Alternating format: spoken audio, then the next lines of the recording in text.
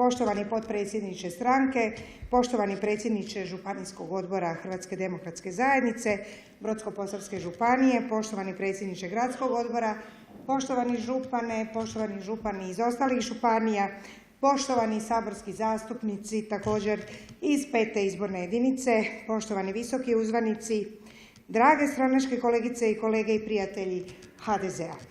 Srdačno vas pozdravljam u ime Vlade Republike Hrvatske i osobita mi je čast biti večeras ovdje u Slavonskom Brodu, našem lijepom gradu smještenom na sjevernoj obali rijeke Save i sjedištu Brodsko-posavske županije.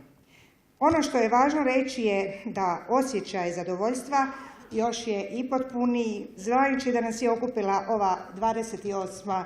obljetnica osnivanja županijskog HDZ-a, najsnažnije političke organizacije na ovim prostorima, ali i šire.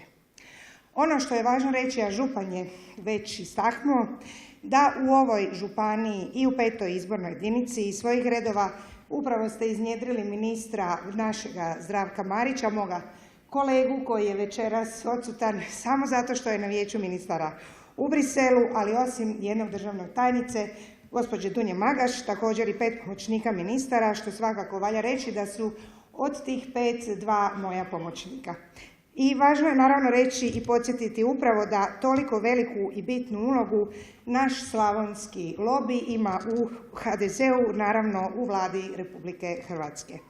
Pritom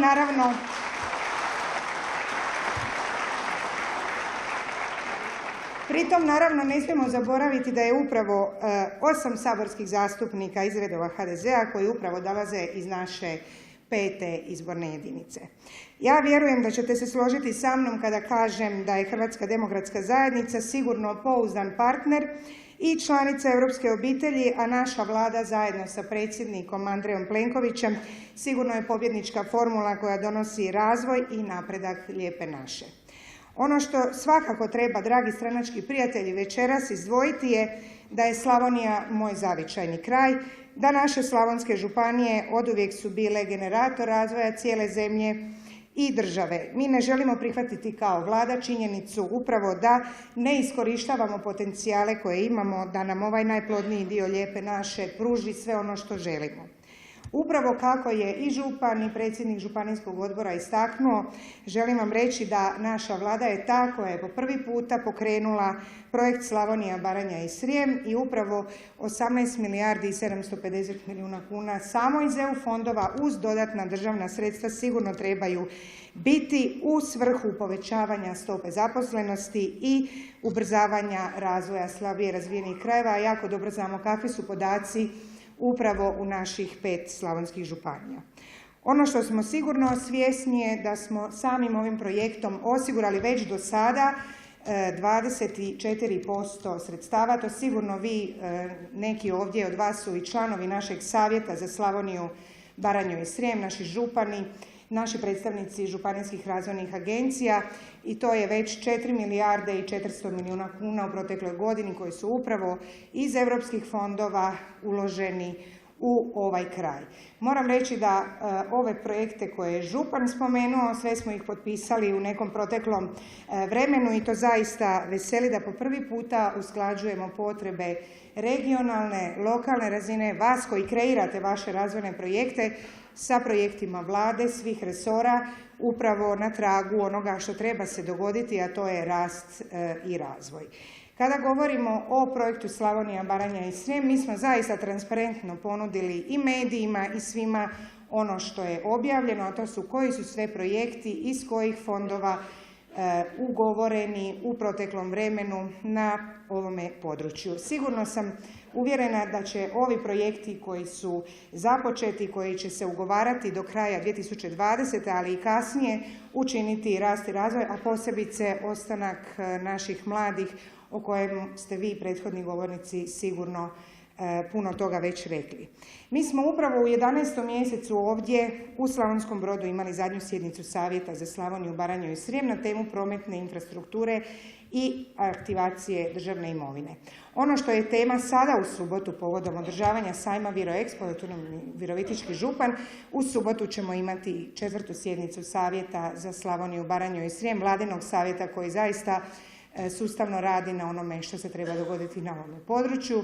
U subotu u Virovitici ćemo razgovarati na temu poljoprivrede i gospodarstva, ali ono što je ključno istaknuti, mi smo sutra i prekosutra sa Svjetskom bankom u Osijeku, razgovaramo o tome koje su to kratkoročne mjere, a koje su to dugoročne mjere u stvaranju pretpostavki za sljedeću financijsku perspektivu Europske unije, kada upravo Slavonija, Baranja i Srijem zaslužuju poseban regionalni operativni program sa svojim sredstvima upravo za projekte koje vi budete generirali.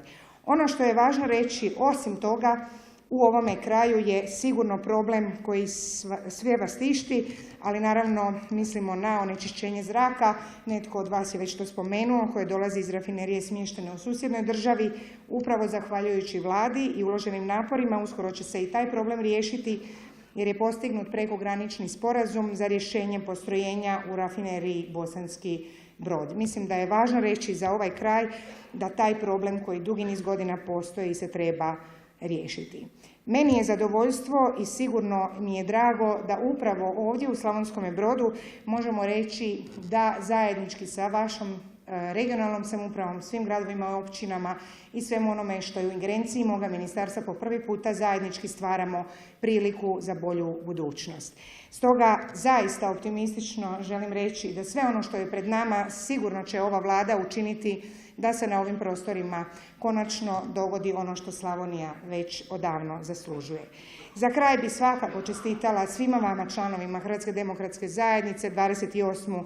godišnjicu djelovanja, te naravno zaželjela sve najljepše u budućoj političkoj suradnji zajednički sa i središnjicom, ali naravno i svim nama ministrima u Vladi Republike Hrvatske. Stoga se zahvaljujem.